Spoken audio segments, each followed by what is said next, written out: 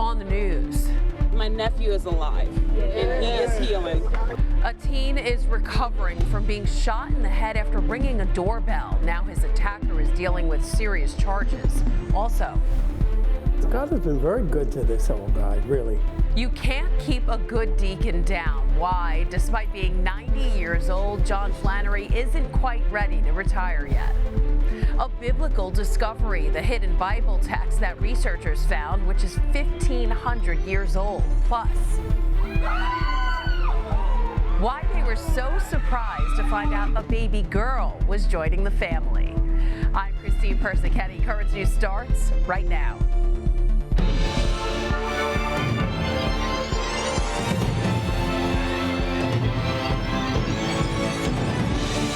You open the door and then shoot the person on the other side, and it's a kid.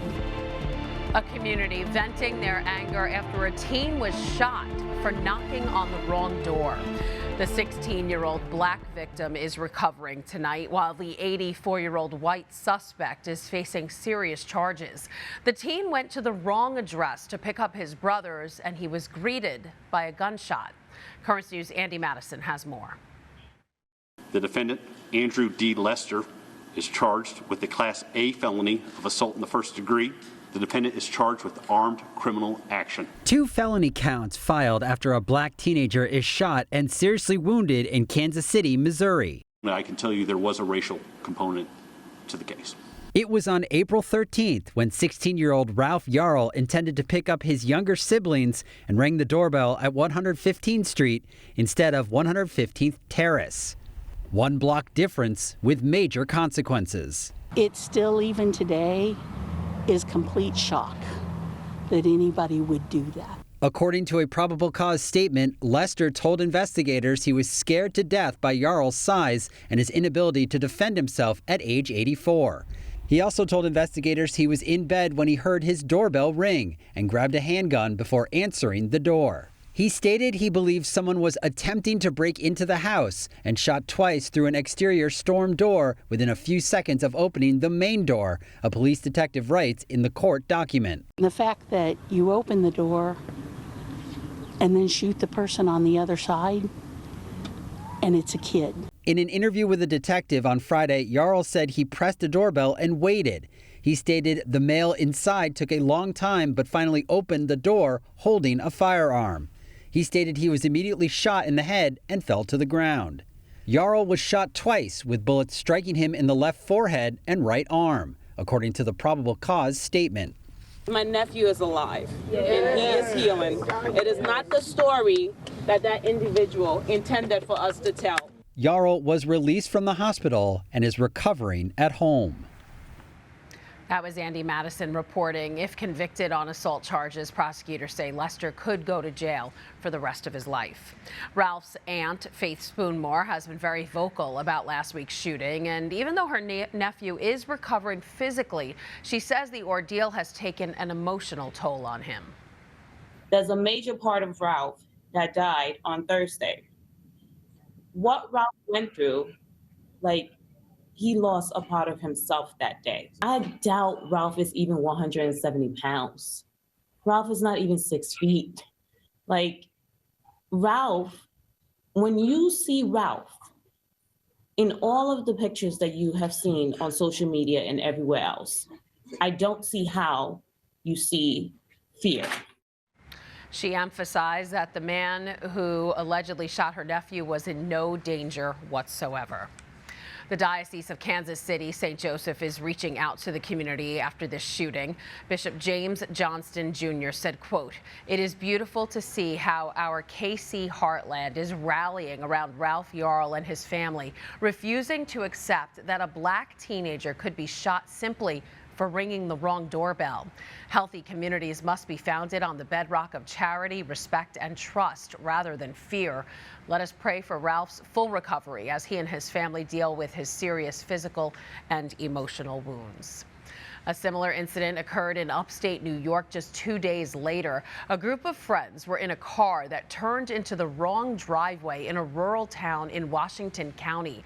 One of the passengers, 20-year-old Kaylin Gillis, was shot and killed when the homeowner allegedly fired a gun at the car from his patio. 65-year-old Kevin Monahan is being charged with second-degree murder. Developing tonight, the Supreme Court is once again dealing with a battle involving religious liberty in the workplace. This case involves a former postal worker who was forced to work Sundays against his religious beliefs. Gerald Groff, who is evangelical Christian, claims the U.S. Postal Service should have given him off on Sundays because he believes it's a day of worship and rest. When he started in 2012, postal workers did not carry on Sundays. That policy changed in 2015 when the USPS signed a contract with Amazon. The Tablet newspaper has full coverage of this latest Supreme Court case. Just go to thetablet.org to read more. Pro-lifers are anxiously waiting as the Supreme Court decides on an important abortion case. The justices are considering a lower court ruling that would place restrictions on access to the abortion drug mifepristone. Supreme Court Justice Samuel Alito extended a lower court's hold on the ruling until at least Wednesday night to allow the justices to fully examine the issue. A decision could come this week, but in the meantime, sides remain drawn. The FDA has been the only authority in the U.S. to regulate drugs since the start of the 20th century. New York Governor Kathy Hochul has announced she's stockpiling the drug and forcing health insurers to cover it. The New York State Catholic Conference is fighting this plan, which includes a series of taxpayer-funded abortion expansion actions. To voice your objection to New York's governor, just go to nyscatholic.org and click on the Take Action tab. Hundreds of new Catholics got to put their faith into action with the Bishop of Brooklyn this weekend.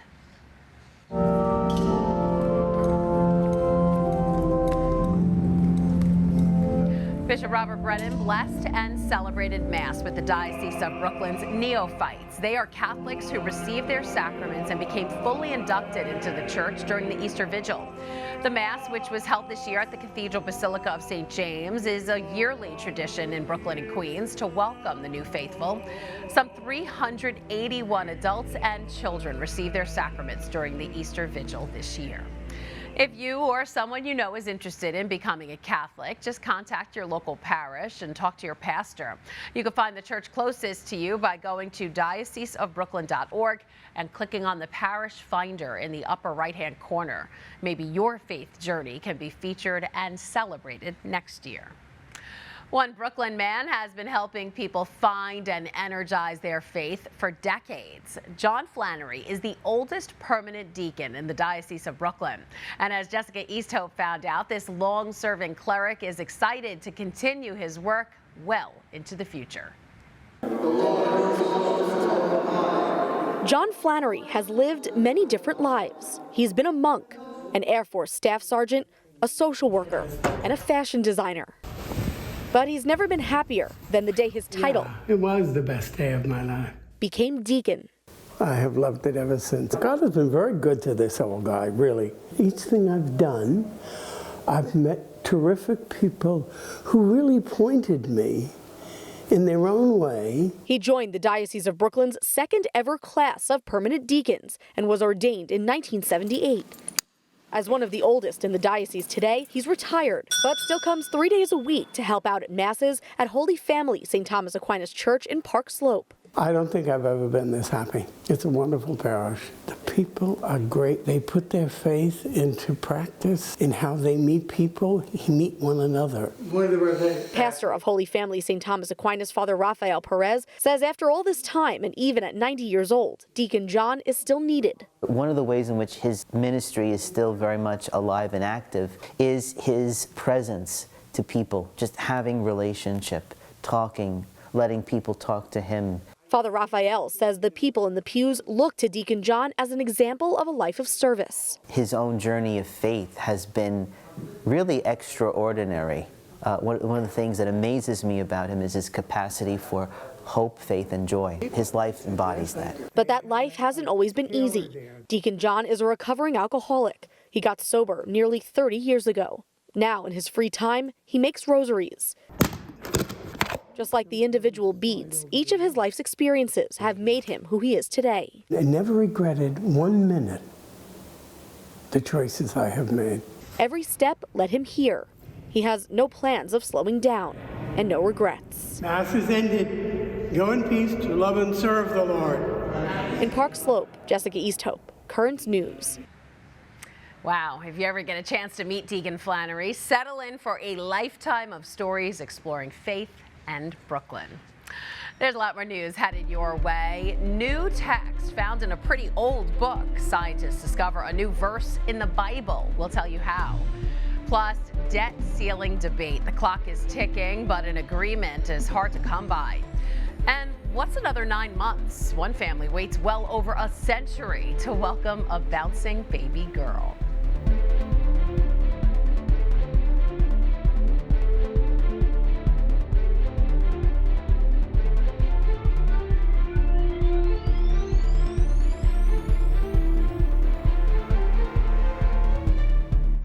Holy Week in the Diocese of Brooklyn. Currents News was there to cover it all. From the Palm Sunday procession About 100 Catholics took to the streets of Brooklyn to the Chrism Mass. Currents News' Jessica Easthope is in the thick of it all. There are some priests here celebrating their 65th anniversary of ordination. The conclusion of the first Lenten pilgrimage. Bishop Brennan joined pilgrims for a majority of the journey. Holy Thursday and the Way of the Cross on Good Friday. The Way of the Cross is making its way over the Brooklyn Bridge. Plus, powerful testimonies from new Catholics.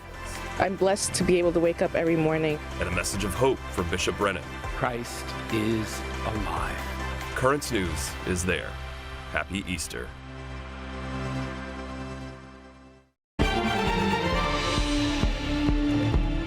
Let there be light. Thanks to ultraviolet light, a new Bible chapter has been discovered. Kelsey Gussie shares how this ancient text gives insight into the history of the good book. The Bible is the best-selling text of all time, but a new discovery may put a new twist on an old story. That's because an uncovered text that's 1,500 years in the making has Bible scholars extremely excited. The library put it online. Thanks to an ultraviolet light on a Greek manuscript, expert Gregory Kessel discovered a hidden text in the Syriac language going as far back as the early 6th century. I simply noticed that fragment and was attracted by the presence of the Syriac text, Syriac script, behind the main one, which is Georgian. So it's more or less the same text, gospel text, so that corresponds to chapter 12 of the Gospel of Matthew. But what is important, what makes it indeed remarkable and important is that it represents, so it's Syriac translation, but it represents the earliest Syriac translation. Kessel says this text contains both a fragment of the gospel and a story of the lives of the saints. He says he was able to study the document and make this discovery because the Vatican began digitalizing their large library a few years ago. We started to digitalize a precise and articulated project, manuscripts. Since there are nearly 80,000, we have an intense job to do, and we have already put around 15,000 to 18,000 online. Every year we digitize new volumes. This gospel fragment does not say anything heretical or new, according to Kessel. Rather, this discovery can be important for scholars in their study of Christianity. So the finding of this fragment is very important for, I think, for those who work on Syriac translation of the New Testament, for biblical scholars. The text, which contains fragments of Matthew's Gospel, chapters 11 and 12, can give scholars insight into how the Bible was written and the communities that read them. In Rome, Kelsey Gussie, Currents News. Learning new things about your faith is always exciting. And if you want to read more about this discovery, just go to thetablet.org for the full report and the latest in local and national news. He was once one of the most well-known clerics in the Catholic Church. Now, former Cardinal Theodore McCarrick is being hit with a second sexual assault charge. The 92-year-old, who was laicized by Pope Francis in 2019, is already battling charges in a Massachusetts court, ones he denies. This time, the Wisconsin Attorney General is charging him with fourth-degree sexual assault for an incident that occurred in the 1970s. The charge did not specify if the alleged victim was a minor. McCarrick's attorneys said they have no comment at this time. Lawmakers may have only just returned to Capitol Hill this week, but that didn't stop people from sharing their opinions on assault weapons.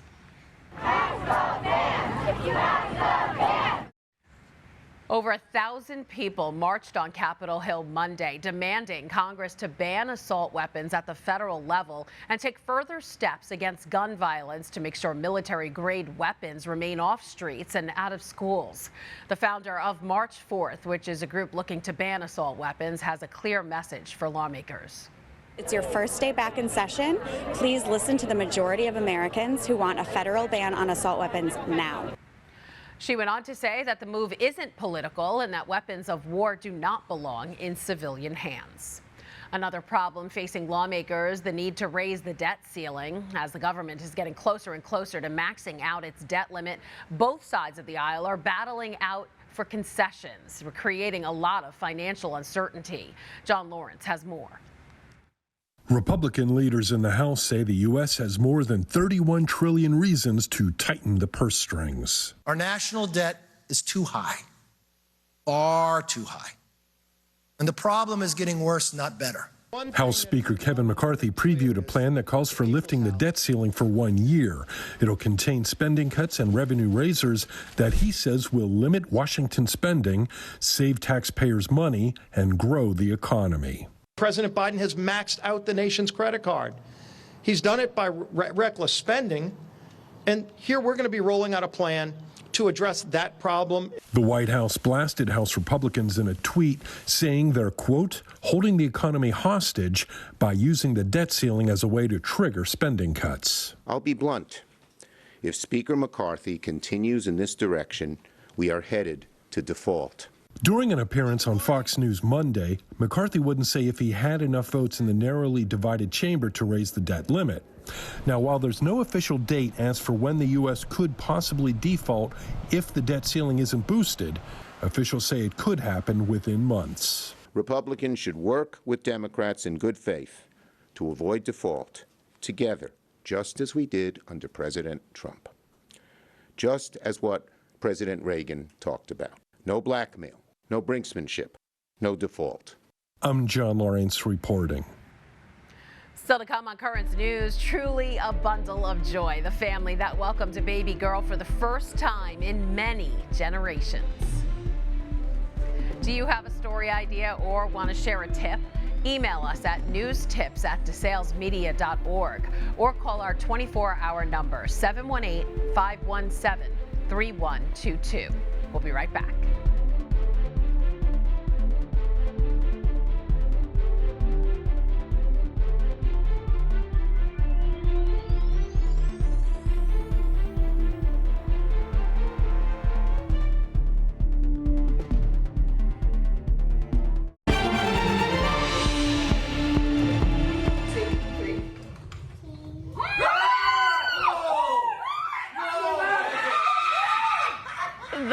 Screams of joy, a gender reveal that's going down in history for one Michigan family.